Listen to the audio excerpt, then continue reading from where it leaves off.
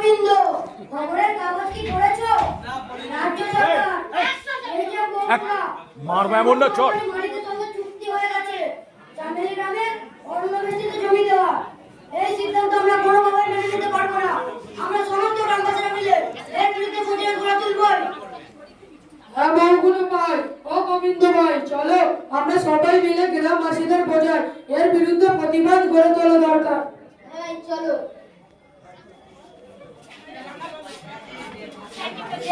পঞ্চম বিশ্ব স্থানীয় মেলা চলছে। মেলায় গ্রামবাসীরা চলে গেছে, গ্রাম শূন্য, কিন্তু মেষ করা এটা রাখার ছেলে কোনো কাজের খাতি নেই। তাকে জঙ্গলে যেতে হবে, কাঠ কুড়োতে হবে, মেষ চালাতে হবে, তবে তার রুজি রোজগার চলে। এবার মেষ করা এটা রাখার ভালো প্রবেশ করছে মাঠের মধ্যে।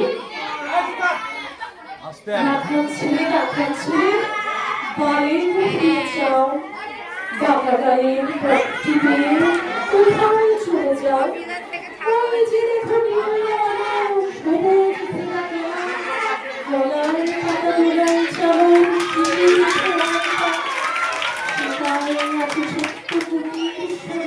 পাতায় ছাওয়া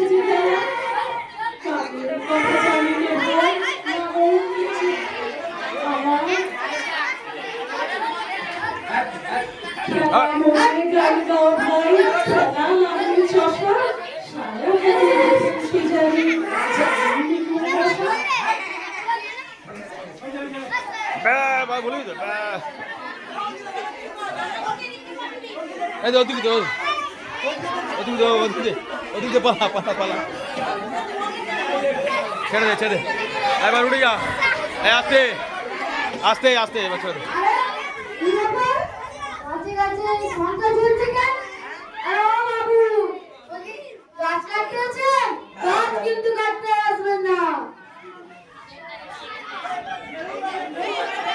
গাছ কেন কাটতে আসবো না?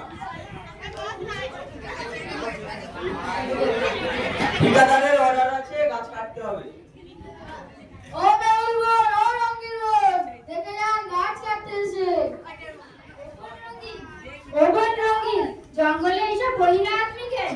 গাছে গাছে সংখ্যা ছড়িয়েছে। তাই তো রে, গাছ কাটবে না কি বলতো? চল চল আমরা গ্রামে গিয়ে মীরাবেন গৌরা দেবীকে খবর দিই। মীরাবেন কোথায়? চল চল চল চল চল চল চল। গৌরা দেবী,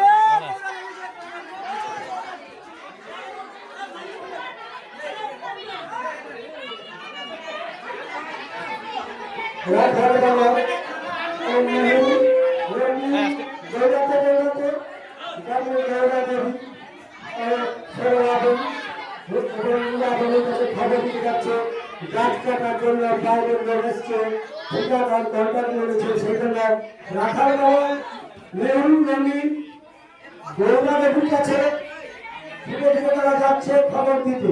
গৌরা দেবী, গৌরা দেবী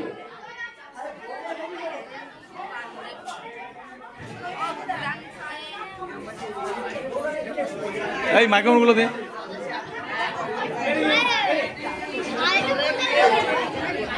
गौरा ठाकुर, जंगल में बाहर जाके गाछ काटने आया।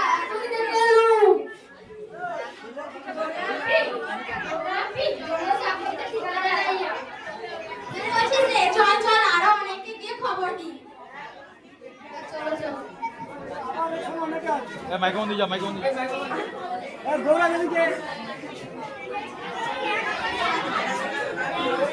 দৌড়াদৌড়ি, লীলাদেই, সংগ্রামেই গ্রামবাসীদেরকে নিয়ে জঙ্গলে প্রবেশ করছে গাছ কাটা বন্ধ করার জন্য। মেয়েরাই এগিয়ে আসছে গাছ কাটা বন্ধ করার জন্য।